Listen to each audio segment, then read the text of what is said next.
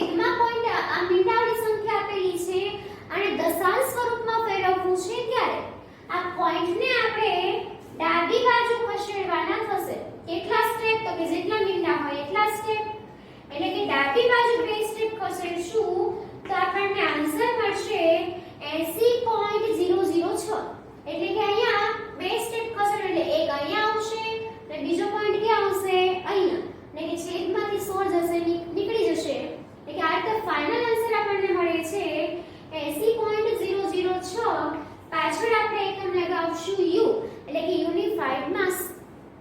Clear અહીંયા સુધી? આ રીતે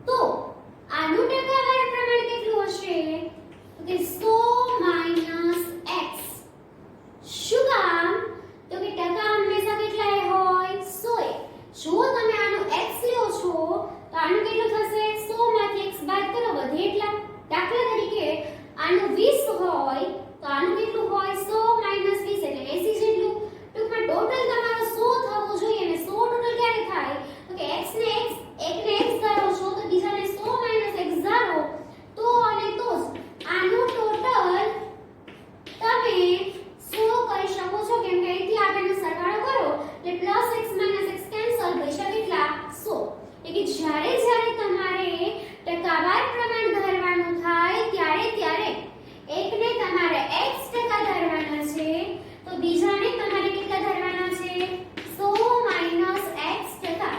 હવે આ આપણે કોના માટે ધારેલા છે mx તો કે જેનું દળ 16 હતું એ કે આ x આપણે ધારેલા છે 8 16 સમસ્થાનિક માટે અને 100 - x ટકા કોની માટે ધારેલા છે તો કે x 8 18 નામના સમસ્થાનિક માટે.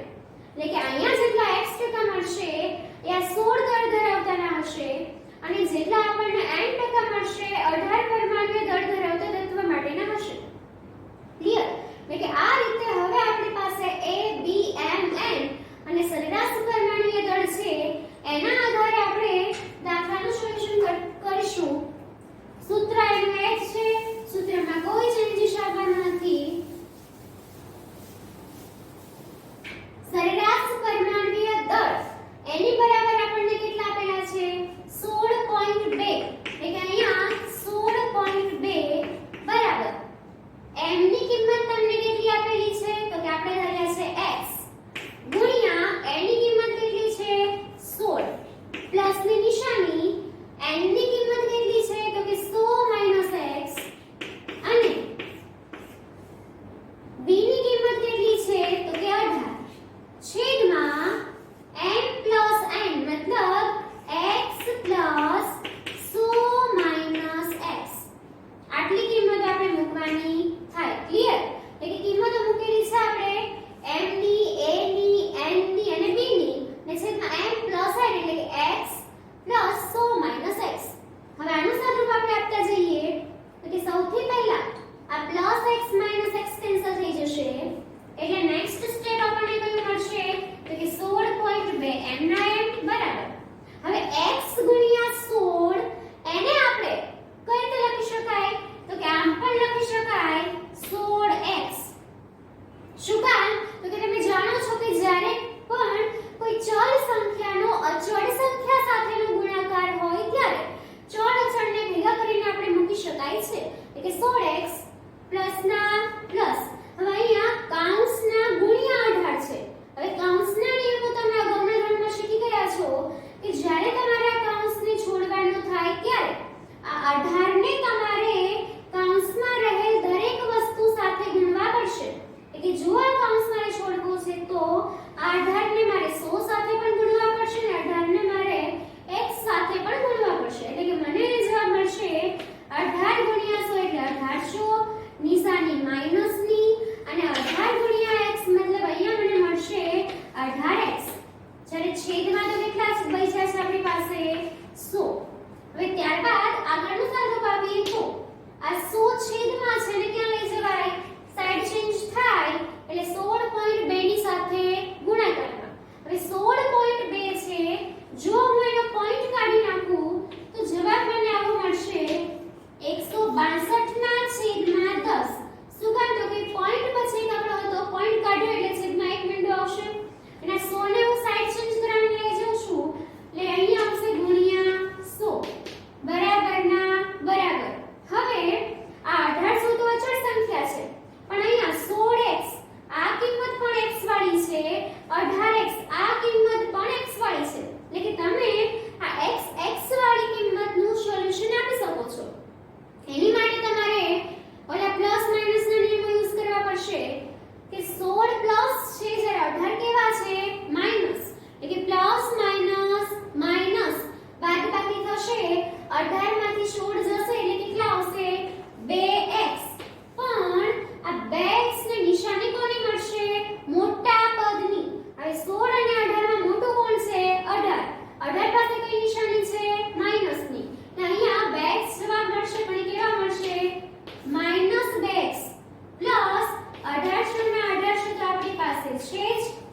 ત્યારબાદ આ 0 0 કેન્સલ આની સાથેનો ગુણાકાર કરશો એટલે તમને જવાબ મળશે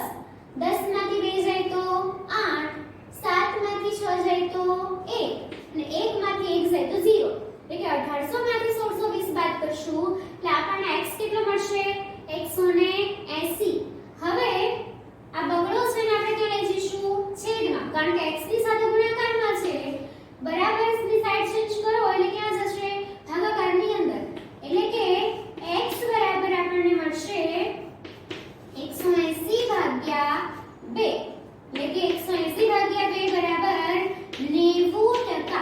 એટલે કે આપણે m બરાબર ધારેલું હતું અહીંયા આપણને જવાબ કેટલો મળ્યો છે 90%. એટલે એવું કહી શકાય કે m બરાબર x એટલે કે x 8 16 સમસ્થાનિકના ટકા કેટલા છે તો કે 90% છે.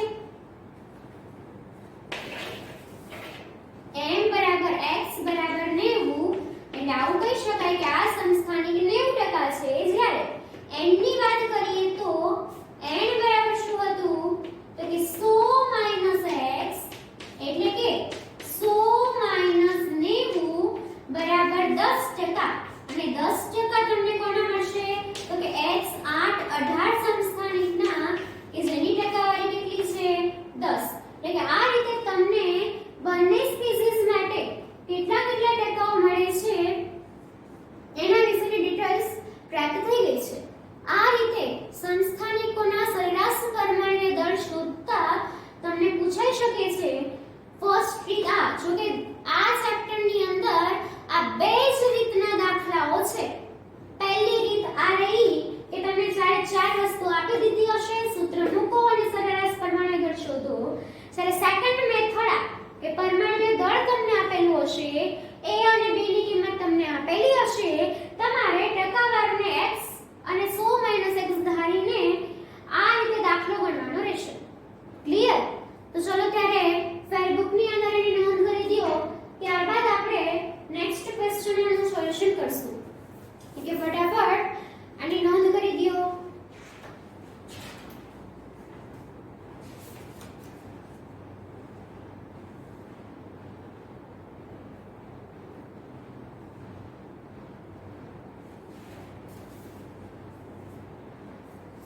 Next question.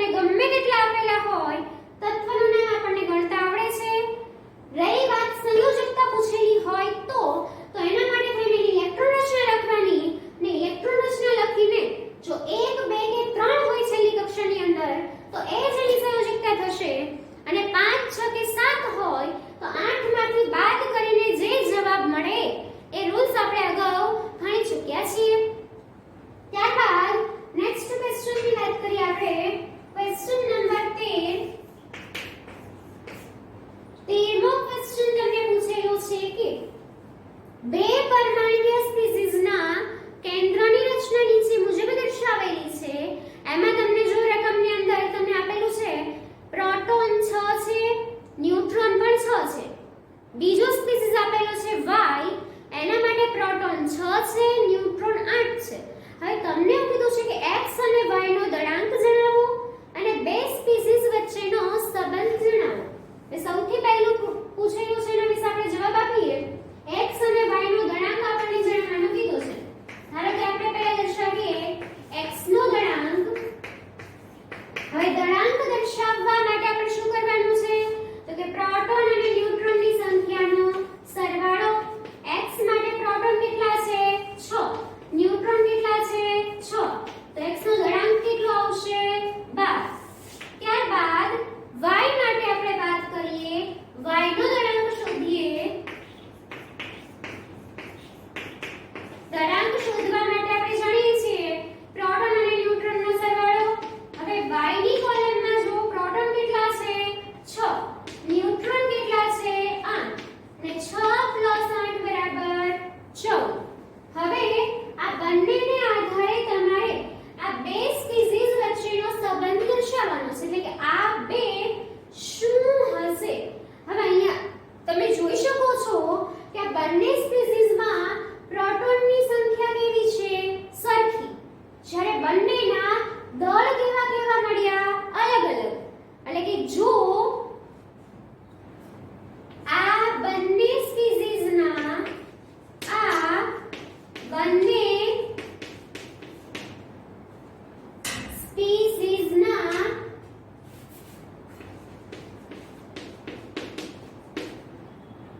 પરમાણ્વીય ક્રમાંક સરખા છે, પરમાણ્વીય ક્રમાંક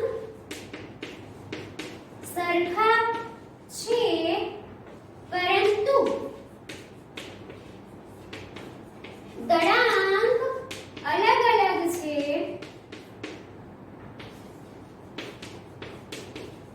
માટે આ બંને સમસ્થાનિક તત્વ છે.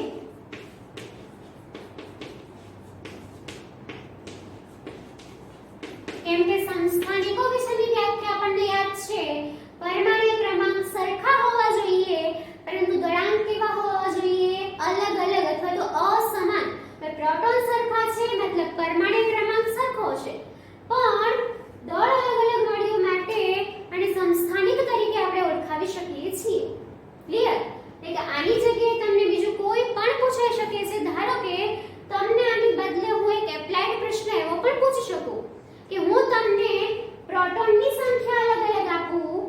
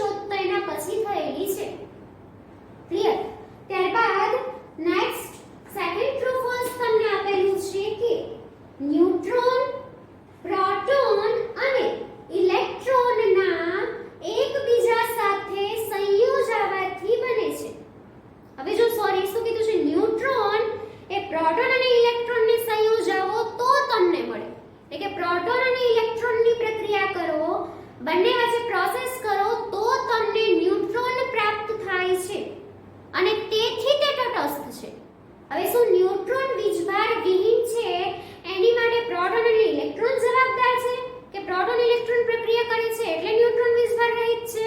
ના, ન્યુટ્રોન તો નેચરલી વીજભાર રહિત છે. ન્યુટ્રોનનો વીજભાર નહીં હોવાનું કારણ પ્રોટોન અને ઇલેક્ટ્રોન ક્યારેય નથી. અને અહીંયા તમને ન્યુટ્રોનનું વીજભાર રહિત માટે પ્રોટોન ન્યુટ્રોનની પ્રક્રિયા જવાબદાર ગણાવી છે. જ્યારે આવી કોઈ પ્રક્રિયા થતી જ નથી, એની સાથે ન્યુટ્રોનને કોઈ સંબંધ છે જ નહીં, માટે આપેલું વિધાન કેવું છે? ફોલ્સ. ત્યારબાદ ત્રીજું વિધાન આપેલું છે ઇલેક્ટ્રોનનું દળ પ્રોટોનના દળ કરતા 1/2000 ગણો છે. અને આ વસ્તુ મેં તમને હમણાં જ કીધી. પ્રોટોનના દળ કરતા કેવું છે? 2000 નો મતલબ શું થાય? 2000 માં ભાગનું. એટલે કે આ વસ્તુ હંમેશને માટે સત્ય છે, પણ અહીંયા એક વસ્તુનો ચેન્જ કરી શકે, ફેરફાર કરી શકે. શું? તો કે જો હું એવું લખી નાખું કે પ્રોટોનનું દળ ઇલેક્ટ્રોનના દળ કરતા 1/2000 ગણું, તો વિધાન ખોટું આવશે. એટલે આપણે મગજની અંદર ફિટ કરી દેવાનું કે પ્રોટોનનું દળ વધારે હોય, ઇલેક્ટ્રોનનું દળ ઓછું હોય. આટલું એક યાદ રાખશો. એટલે 2000 નો આંકડો તો આપણને યાદ જ છે. અહીંયા ઇલેક્ટ્રોનનું દળ પ્રોટોનના દળ કરતા કીધું છે એ 1 કરતા ઓછું હોવું જોઈએ. અને આનો જવાબ આપશો તમે એટલે ઓછું જ થશે.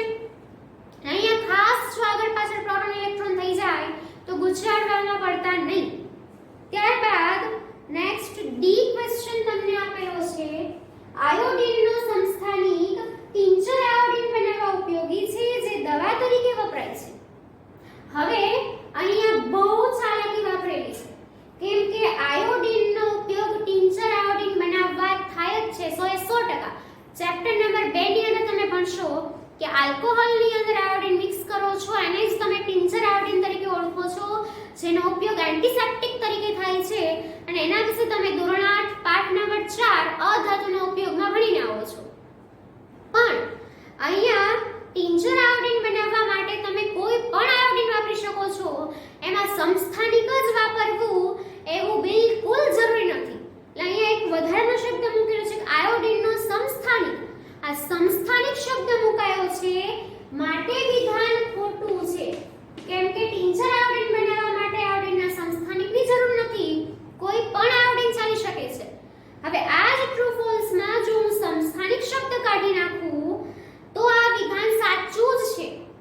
એટલે આયોડિનનો ઉપયોગ ટિંચર આયોડિન બનાવવા થાય જ, દવા તરીકે ઉપયોગી છે, પણ સંસ્થાનિકની જરૂર નથી. અને આયોડિનનો સંસ્થાનિકની જરૂર છે, પણ ક્યાં? તો કે ગોઈટરના રોગની સારવારમાં, ટિંચર આયોડિનમાં નહીં. આ વસ્તુ ખાસ નોંધ કરીને રાખજો. ક્લિયર? ત્યારબાદ ક્વેશ્ચન નંબર 15માં ક્વેશ્ચન એટલે કે તમને કોમન સૂચના આપેલી છે. એક ક્વેશ્ચન નંબર 15, ક્વેશ્ચન નંબર 16 અને ક્વેશ્ચન નંબર 17 માટે સાચા વિકલ્પ સાથે ત્રણની નિશાની અને ખોટા વિકલ્પ સાથે ક્રોસની નિશાની કરવાની છે. પણ આપણે એવું નહીં કરીએ, સાચો જવાબ સીધો લખી નાખશું. સૌથી ફર્સ્ટ પ્રશ્ન તમને શું પૂછ્યો છે? તો કે રુથરફોર્ડનો આલ્ફા કણ પ્રકીર્ણનનો પ્રયોગ શેની શોધ માટે જવાબદાર છે? આલ્ફા કણ પ્રકીર્ણનના પ્રયોગ પરથી રુથરફોર્ડે શું શોધેલું છે? ઇલેક્ટ્રોન? તો કે ના, એ તો જે થોમ્સને પહેલા શોધી નાખ્યા છે. પ્રોટોન? તો કે ના, એના વિશે પણ ઈ ગોલ્સ્ટીને શોધ પહેલા કરેલી છે. ન્યુટ્રોન? તો કે ના, ન્યુટ્રોનની શોધ તો ચેડવિકે કરેલી છે. તો પછી રુથરફોર્ડે શું શોધ્યું છે? કે ઓપ્શન નંબર A પરમાણ્વીય કેન્દ્ર વિશેની સમજ કોણે આપેલી છે? રુથરફોર્ડે. એટલે આ વસ્તુ આપણે યાદ રાખવાની છે. રુથરફોર્ડની શોધ શેની? તો કે પરમાણ્વીય કેન્દ્રની. ઇલેક્ટ્રોન જે થોમ્સન, પ્રોટોન ઇગોલ્સ્ટીન અને ન્યુટ્રોન જે ચેડવિક. બરાબર? ત્યારબાદ 16મો પ્રશ્ન. તત્વના સંસ્થાનિકો ખાલી જગ્યા ધરાવે છે. સંસ્થાનિકો પરમાણ્વીય ક્રમાંક સમાન, દળાંક અલગ અલગ.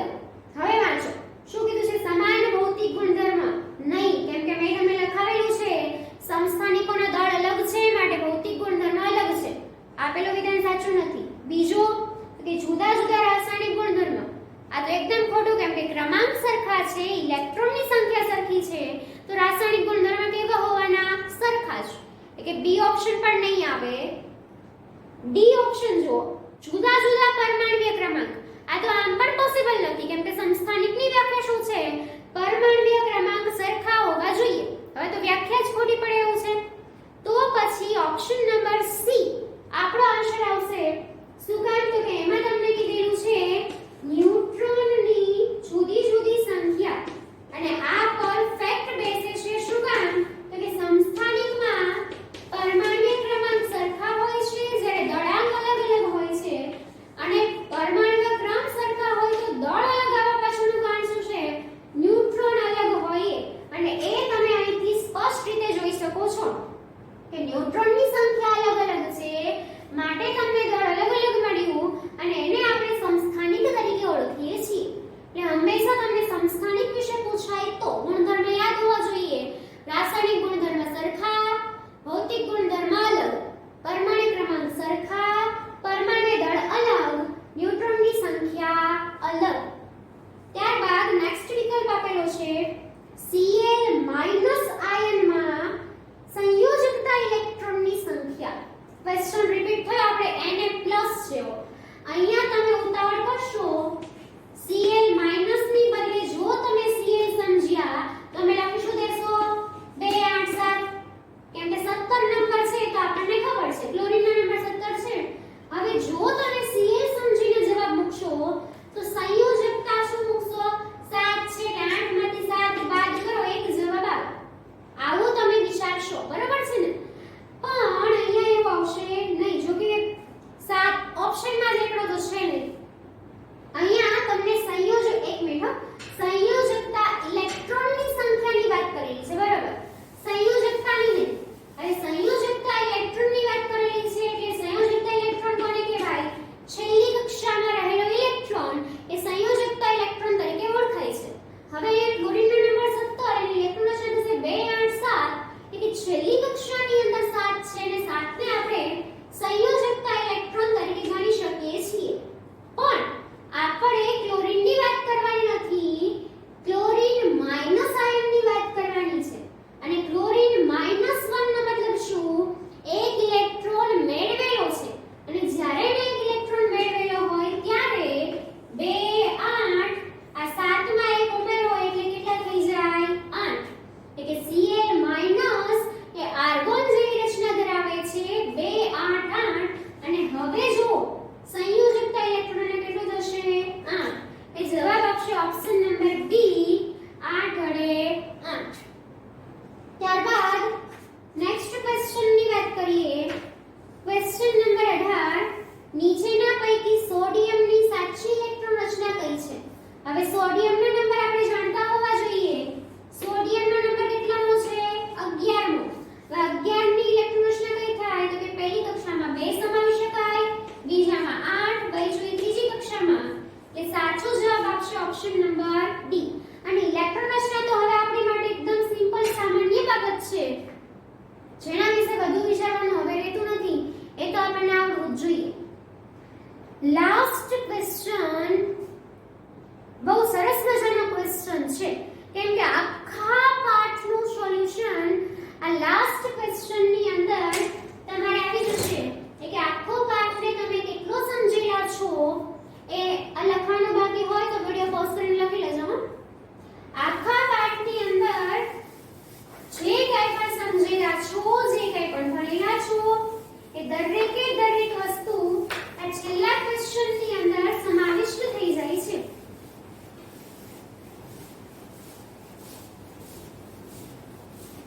સૌથી પહેલા એનો આન્સર લખવાનો થાય ત્યારે આપણે કોષ્ટકને જેવું આપેલું છે એમને એવું આખું ડ્રો કરી નાખશું. ફર્સ્ટ આપેલું છે તમને પરમાણ્વીય ક્રમાંક, હું શોર્ટમાં લખું છું ક્રમાંક. સેકન્ડ કોલમ તમને આપેલી છે દળાંક, થર્ડ કોલમ તમને આપેલી છે ન્યુટ્રોન, ત્યારબાદ આપેલું છે પ્રોટોન, ત્યારબાદ તમને આપેલું છે ઇલેક્ટ્રોન, અને છેલ્લે તમને આપેલું છે ઘટકનું નામ. હવે પહેલેથી આપણે જોતા જઈએ. પહેલું આપેલું છે એમાં તમને પરમાણ્વીય ક્રમાંકની અંદર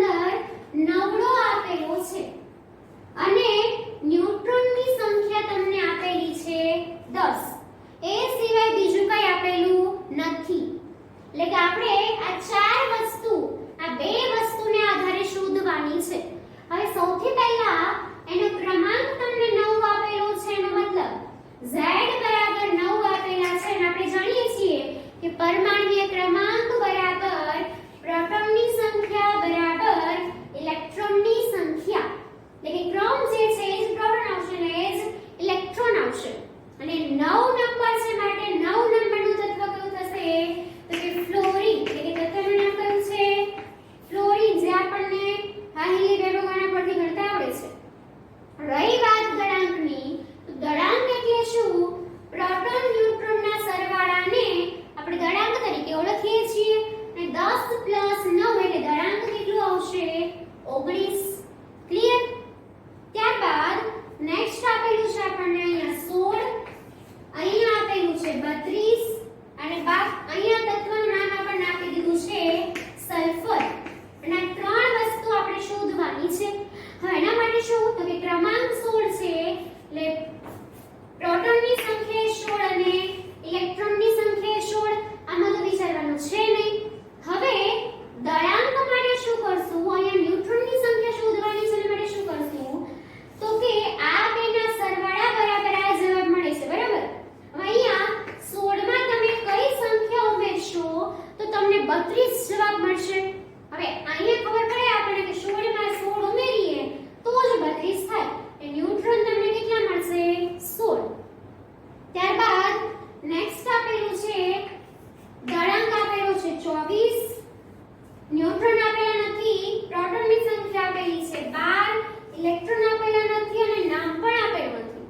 હવે આ વસ્તુ લખી શકીએ છીએ કે જો પ્રોટોન 12 હોય તો ઇલેક્ટ્રોન પણ 12 હોય અને પ્રોટોન 12 છે તો ક્રમાંક પણ કેટલો છે? 12. અને 12 નંબરનું તત્વ કયું છે? તો કે Mg મેગ્નેશિયમ. રહી વાત ન્યુટ્રોનની, તો ફરી પાછું આની જેવું જ કે 12 માં કેટલા ઉમેરો તો જવાબ 24 આવશે. કે 12 માં 12 ઉમેરો તો જ જવાબ 24 આવે.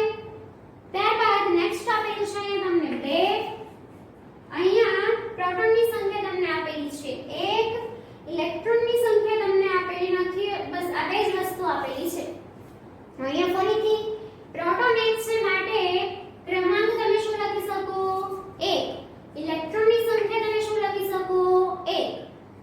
પ્લસ અહીંયા કેટલા નાખો તો 2 આવે? તો કે 1 માં 1 ઉમેરો તો 2 આવશે. પણ નામમાં તમારે ખાસ ધ્યાન રાખવું પડશે. શું કામ?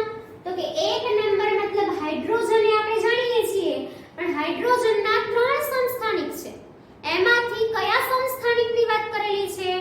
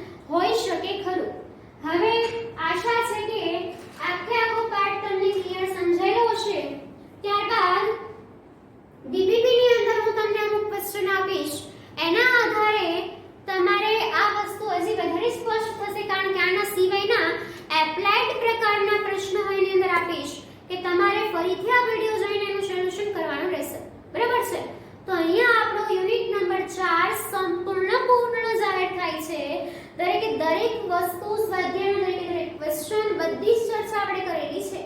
હવે તમારું કામ શું છે? ચલાવેલું છે ને પાક્કું કરવાનું અને આવા બીજા કેવા પ્રશ્નો પૂછાઈ શકે એવું વિચારી અને એનું સોલ્યુશન કરવાનું કામ તમારું છે. હવે જ્યારે આપણે મળશું ત્યારે કોઈ નવા યુનિટ સાથે, કોઈ નવી થિયરી સાથે મળશું. ત્યાં સુધીમાં આ પાઠ ક્લિયર કરી નાખો. બરાબર છે? તો ચાલો ત્યારે, નમસ્કાર.